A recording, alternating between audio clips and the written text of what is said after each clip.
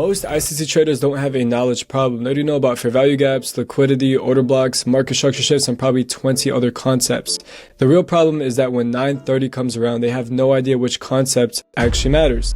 This used to be one of my biggest problems. I could look at a completed chart and explain exactly why the market moved, but while the move was actually happening, I would overthink everything. I'd have a bullish reason, a bearish reason, and 5 different levels marked out on my chart. So I simplified my entire trading process into 5 decisions. Before I take an NQ trade, I need to know the objective, the location, the liquidity event, my confirmation, and my risk. In this video, I'm going to explain all 5 steps and then show you how I put them together on an actual chart. By the end of this video, you should be able to tell the difference between a complete setup and the trade you're forcing because you're bored. Let's get right into the first step. Alright, step 1 is determining the market's objective. Before I start looking for an entry, I need a reasonable idea of where price may be trying to go. I'm not trying to predict every candle. I'm not trying to perfectly call the high or the low of the day. I'm simply asking whether the drawn liquidity appears to be above or below the current price. I normally begin with the daily and the 1 hour timeframes, the most important timeframes. I mark obvious levels like the previous day's high, the previous day's lows, equal highs, equal lows, unfilled imbalances, and then I ask myself one question. If price expands today, which case makes the most sense? If the evidence points higher, I prioritize longs. If the evidence points lower, I prioritize shorts. If I clearly can't answer the question, I don't force a bias. A confusing higher time frame usually creates confusing lower time frame trades. So where is price most likely trying to go and why? We always want to mark out our previous day's high and our previous day's low on the daily time frame and the hourly. So specifically in terms of liquidity, where is price likely going to go and why? I always look at the daily and the hourly time frame. Anything outside of those 2 time frames, I look at what? Market structure. I look at order flow. I don't look at the old highs, old lows, or liquidity on any other time frame except the daily and the hourly. So I always mark out my hourly time frames, and I see sort of the range that we're in. But as you can take a look at this. This is clear consolidation, right? So we're very consolidative, and whenever your higher time frame is consolidating like this, you know that it's lower probability conditions in terms of your M1 and M5. So you don't want to be risk on. You don't want to be risking as much. You want to be risking down. Just again, you can see this clear range that we're in, and if you're trying to force a setup in something that's not clear to you, then you're trading out of boredom, right? Whenever something is not A+, it's not screaming at you to take it, then you're trading out of boredom, and you're trading out of what? Out of curiosity. And curiosity makes you lose money. So again, if you guys want to be super duper vigilant with how you're watching yourself and just taking the highest probability condition setups, you need to mark out what? Your daily old high and your daily old low, and then your hourly old highs and old lows. In terms of liquidity pools, those are the only 2 that I personally take a look at. And then I look at market structure on the hourly, on the M15, in every time frame that I'm on. But you can see we're in this clear range. This is just consolidative. It's just consolidating all around. And how did I catch you shorts? So what was my bias for today, right? So in terms of intraday, for the objective, again, we look for the old highs and the old lows, right? So we look for a wick above the old high or the old low. So we want to see stop losses get eaten, right? So in terms of emotional sentiment, who's emotional right now, right? So if we take a look at the opening bell, right? Look at 9:30. Everybody that had buy stops right here, that was in shorts, buy stop liquidity all got swept out right here. So their stop loss, boom, they got taken out. And then we have this clear closure above. So everybody's thinking, hey, this is a classic break and retest. We're just going to close above here, and then we're going to go higher and take out the previous day's high, which is right here. But guess what? That's not what happened at all, right? We ended up trading into this new day opening gap. And then we have an SMT divergence. Now, what is a smart money tool divergence? So right here, we have this high, and then we have a higher high that took out this previous candle's high. And then we have another high right here. So an SMT is as follows. So if, let's say, for instance, you have an NSE, you have NQ, and then you have ES. It takes out that high on one of them, and it fails to do so on the other. That's a smart money tool divergence. And this is a key footprint or a key indication that smart money is getting in their positions. So not only are we looking for smart money tool or a smart money divergence, we're also looking for order flow to help us confirm each individual PD array, right? So in terms of the objective, you have to think of if-then thinking. If this happens, I do that. If this happens, I do this. For today, I was looking for my Model 3, or if the 9:30 opening bell Judas is bullish, I'm looking for shorts. If the 9:30 opening bell is bearish, I'm looking for longs going towards the key level, right? Because we still have an untapped key level higher. So overall, my bias, I still in favorable of longs, but then just putting everything into narrative. We know that if we were truly going to take out the higher time frame objective of being bullish, we would have had a bearish Judas, not a bullish Judas. So this right here, right? We swept out everybody that's super duper emotional. Think, where are the emotions in the market right now? Who's mad that they got stopped out? We took out this high, everybody right here. Like everyone here is super duper emotional. So they're thinking, hey, since my buy stops just got stopped out, I'm going to change that into a buy limit. And then I'm going to have my sell stops right here too. So then they switch their positions. And again, like the market is ran on emotional sentiment. So everybody that's super duper emotional for getting stomped out on these shorts, they're going to now full port longs, targeting a quick and easy objective of the previous day's high. But we're not looking to chase retail money. We're chasing the institutions, smart money. So then we trade into this gap, this new day opening gap, and then we create a SMT divergence. Now we wait, right? Because we can still justify longs for the higher time frame narrative. And then what do we have? We have a change in state and delivery. And then guess what? The two ways to determine the location of when to get in, like where you're willing to enter, is market structure shifts and order blocks. So mean thresholds, right? So if you see a key order block, you'll always see this happen. So we can mark out every single order block that we have that's being respected to a T. And in terms of mean threshold, that just means 50% of the order block. So if you mark this out right here, order block number 1, notice how we don't trade into mean threshold or the 50% level of this change in state and delivery. Same with this right here. We're just respecting it right here. And this right here was my biggest indication that we're going to go lower, right? Because this happened at a key level.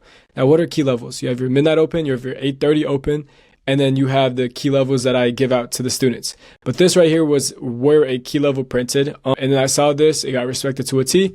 I'm still waiting. This closure through right here was a market structure shift. So anywhere around here, you could have gotten in. So how do you confirm your positions, right? You have your market structure shifts, which is this right here. We trade back into it, and then we go significantly lower before we have another SMT that sends us higher. And then we have another bullish market structure shift right here. So two ways to confirm your bias or your confirmation tools right here, right? Where's the confirmation? So we're skipping step number 3 because I already talked a whole lot about liquidity. Again, the daily time frame and then the hourly time frames, we always want to see it sweep out emotional sentiment. So we see right here that everybody that was in shorts, they're all super duper emotional. Buy stops swept out, buy stops swept out, trade into a key time array right here with a new day opening gap. And then we have SMTs. So liquidity has been swept on the hourly, not on the daily yet, but the daily is very neutral. It's very consolidative. So we're looking for quick scalps, quick points. We see order blocks. So in terms of positionings, like the location where you're willing to enter, we're willing to enter anywhere where we have confirmation. So how do we confirm the moves? You always want to see a fair value gap. So you want to see displacement. Did you get strong displacement, or you want to see a market structure shift? So if you see a market structure shift, that's a good substitute for displacement, because either way, you either want to see a MSS or a market structure shift, or displacement, a fair value gap. In this terms, like specifically for today's example, we had a market structure shift right here. I got in a little early because this was a huge displacement candle in terms of closing this order block and just bearish momentum. We closed pretty strong right here, so I just got in a little early. And then, but the ideal entry would have been on this market structure shift right here. And then you could have just targeted the deviations or just low hanging fruit. But the second that you see this SMT right here, and then this market structure shift, just your entire bias or narrative would flip. But again, if then thinking, we had a bullish Judas, so we're looking for. And then in terms of risk, how much are we willing to risk every single day, right? Where's your entry? Where's your stop loss? Where's your objective? For me specifically, I saw this order block get tapped into and it didn't hit mean threshold of it. So I don't want to see a PDRA get retested. I want to see it get respected and then be hot. Think about it. If smart money kept allowing other people to get into their positions every single time, it'd be too easy, right? You want to see smart money get in and then leave with speed, like super duper fast away from that level. So that's what we saw right here, and I missed this original entry. So I'm still trading as if I got in right here, and I'm mitigating that loss, right? So I'm acting as if I got in right here on this key order block. So technically my stop should have been a little higher. It would have been at mean threshold of this right here. So my stops would have been a couple ticks higher, been right here. So even though I got in a little late on the move, I'm willing to risk a little more with the original stop loss, knowing that we're going to see significant speed lower. And what do we see whenever we take out this market structure shifts? We respect it, and then what? We fail to take out these lows. And then after we take out those lows, we have an SMT. So we took out these lows on a different asset, and everybody's super duper emotional. Now they're full putting shorts on that different asset, when in reality, we're just ranging, right? We're going back and forth, and we're just, those are the 5 steps. I always look at the objective, the location, and then the liquidity, and then confirmation, and then risk. So that's how I kind of took today's setup. I'm willing to do one more example right here for this bullish play right here, because this was not a market structure shift. This was a displacement. So right here, with SMTs at these lows, right? So do you see this previous hourly low right here? If you look at the time, so this closed at 10 o'clock. So this is your previous hour's low right here. We then create an SMT, and then what do we do right after? We have displacement candles. So displacement right here, this for value gap. I'll mark them all out for you. This for value gap right here. And we did not have a market structure shift today, or this day. This day we had a market structure shift day, and then this day was a displacement day. You always see them rotate between the two.